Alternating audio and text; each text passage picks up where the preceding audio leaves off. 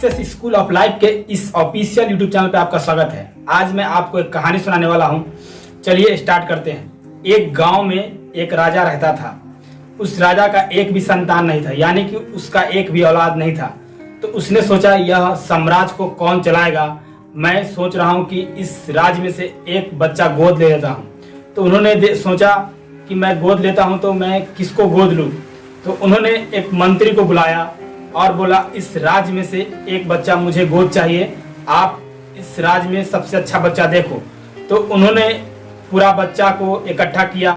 राजा को कुछ समझ में नहीं आ रहा था कि मैं किसको गोद लूं, लेकिन उसके बाद राजा ने क्या किया, एक बीज लाया और सारे बच्चे को इकट्ठा करने के बाद सबको एक एक बीज दे दिया और बोला यह बीज लेकर जाओ आप, और आपको फाइनली 6 महीना में यह बीज को मतलब बहुत अच्छा गमला में उगाना, और जिसका बीज बहुत बढ़िया होगा, जिसका पौधा बहुत अच्छा होगा, जिसका गमला बहुत अच्छा होगा, मैं उसको ही गोद लूंगा। और 6 महीने के टाइम दिया गया। उसके बाद बच्चे लोग को घर भेज दिया गया।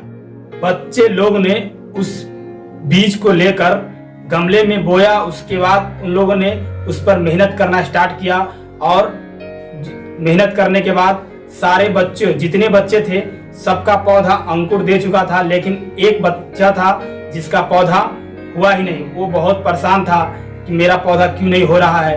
उसने काफी ऐसे सोचते सोचते उनका 3 महीना निकल गया, लेकिन उनका पौधा हुआ ही नहीं। और बाकी सारे बच्चे का गमला बहुत अच्छा था, पौधा बहुत अच्छा होते जा रहा था, लेकिन वो बच्चा बहुत परेशान था कि मेरा क्यों नहीं हो रहा। उसने धूप दिया, उसको खाद दिया, पानी दिया, धूप की रोशनी बहुत, लेकिन फिर भी उसका नहीं हुआ।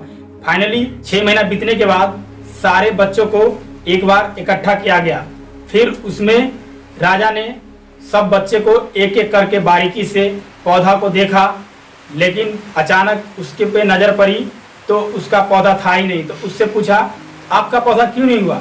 उसने बच्चा ने बोला मैंने जितना कर सकता था मैंने सब कुछ किया, इसमें खाद दिया, पानी दिया और धूप की रोशनी दी, फिर भी इसमें पौधा हुआ ही नहीं।